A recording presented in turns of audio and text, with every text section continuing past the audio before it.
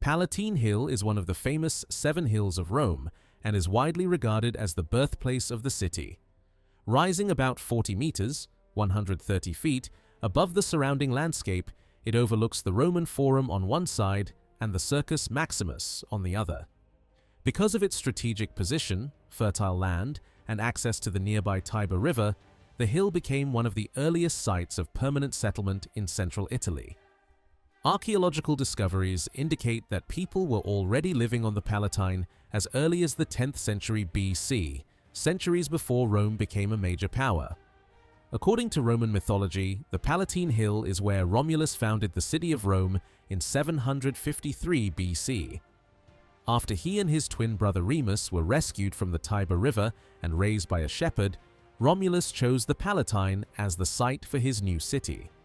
A dispute over where Rome should be established eventually led Romulus to kill Remus, making him Rome's first king. Because of this legend, the Palatine became one of the most sacred locations in Roman history and was revered as the symbolic birthplace of the Roman state. Archaeological excavations have uncovered the remains of simple circular huts dating to the Iron Age, supporting the tradition that the earliest Romans lived on the Palatine long before the construction of temples and palaces. One of these structures, known as the House of Romulus, was preserved by later Romans as a sacred monument. Although rebuilt several times, it remained an important symbol of Rome's humble beginnings throughout the Republic and Empire. During the Roman Republic, the Palatine Hill became one of the city's most prestigious residential districts. Wealthy senators, generals, and aristocratic families built elegant homes overlooking the Forum.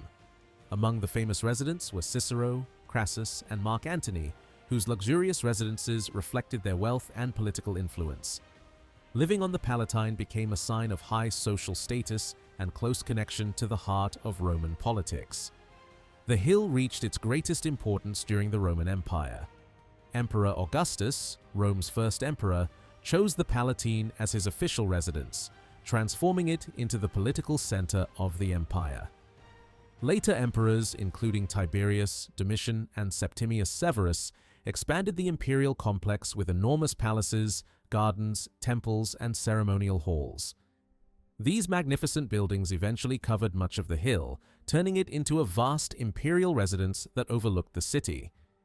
The importance of the Palatine was reflected even in language. The Latin word Palatium, meaning palace, was derived from the name of the hill because so many emperors lived there. From this single word came the English word palace, as well as similar terms in many European languages, demonstrating the lasting influence of Rome on Western civilization. In addition to its political significance, the Palatine was also an important religious center. It contained several ancient temples and sacred shrines, including the Temple of Apollo Palatinus, built by Augustus after his victory at the Battle of Actium. Religious festivals, state ceremonies, and imperial rituals were frequently held on the hill, reinforcing its role as both the spiritual and political heart of Rome. Although many of its grand palaces eventually fell into ruin after the collapse of the Western Roman Empire, the Palatine Hill remains one of Rome's most remarkable archaeological sites. Its ruins preserve over 1,000 years of Roman history, from the earliest Iron Age settlements to the luxurious residences of the emperors. Today, the Palatine stands as a powerful symbol of Rome's legendary origins, imperial greatness, and enduring legacy as one of the most influential civilizations in human history.